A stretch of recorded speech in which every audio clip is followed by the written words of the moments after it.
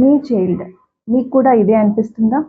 మీ child daily చదువుతున్నాడు, but exam టైంలో answers recall చేయడానికి ప్రాబ్లం ఫేస్ చేస్తున్నాడు.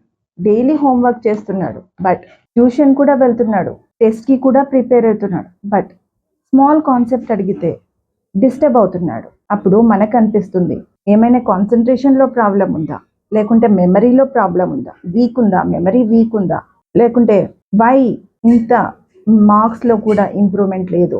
అప్పుడు ప్రాబ్లం మెమరీలో కాదు, ప్రాబ్లం థింకింగ్లో ఉంది. మీ చైల్డ్ మెమరైజ్ చేస్తూ చదువుతున్నాడు. మెమరైజ్ చేయడం వల్ల కాన్సెప్ట్ని అర్థం చేసుకోలేరు. థింకింగ్ ప్రాక్టీస్ లేకుంటే కాన్ఫిడెన్స్ ఆటోమేటిక్గా తగ్గిపోతుంది. సో ఒక చిన్న టెక్నిక్ ఫాలో అవ్వండి, one small technique. So when you ask your child a question, if he gives the answer, ask him, how do you think?